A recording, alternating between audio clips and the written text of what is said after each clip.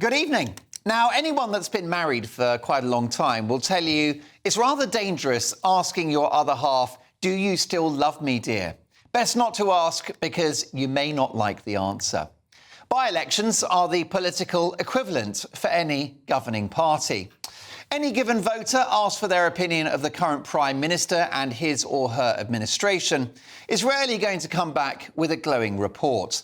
Aside from the usual honeymoon period on entering office, when of course that happens and you are popular, governments in power are never particularly liked, and therefore by-election defeats are often overanalysed and over-interpreted. Now, to be fair, the optics of the Conservatives losing 2 seats, which were safer than a Volvo estate, are clearly not good for the Prime Minister. And after a week in which Labour has had to disown an anti-Semitic prospective parliamentary candidate and perform a humiliating U-turn over their £28 billion a year Green Revolution, it will be deeply troubling to Tory insiders that Sunak wasn't able to capitalise on an especially bad week for the opposition.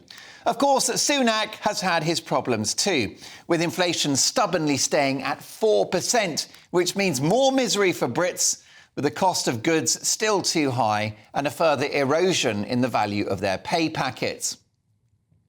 And whilst it's been revealed that we're only in a technical recession, which could be rounded back up to no recession when detailed figures emerge, the R word is politically damaging, and rightly so, for a Prime Minister who pledged to get the economy growing.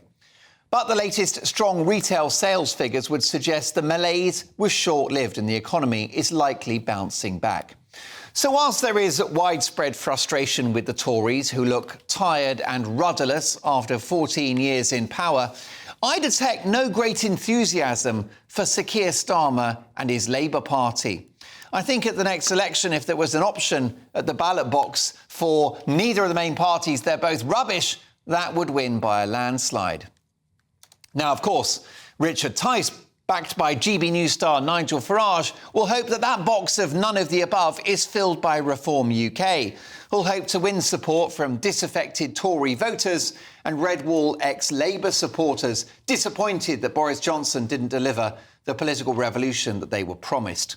But the truth is that our first-past-the-post electoral system means that despite their strong performance at the elections yesterday, Reform UK should try to avoid premature celebration. And however much my friend Richard Tice protests, support for his new party, as we've just seen, will seal the deal on Labour's victory in the months ahead. Now, I'm not sure how Reform UK's strategy of delivering a Labour government and potentially a decade of Starmer in power, as Nigel Farage freely admitted to me on this programme, may well happen. I don't know how that makes Britain great again. With a new electoral system based upon proportional representation, Richard Tice could likely become a kingmaker and get his hands on power, albeit shared with others. But for now, the political reality is that it's a straight choice between 2 men, Rishi Sunak and Sir Keir Starmer, neither of whom have got the country's pulse racing.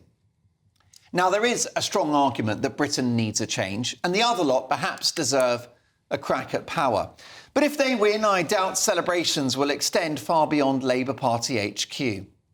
Voters clearly don't love the Tories anymore, but it's doubtful that running into the arms of Labour will make them any happier.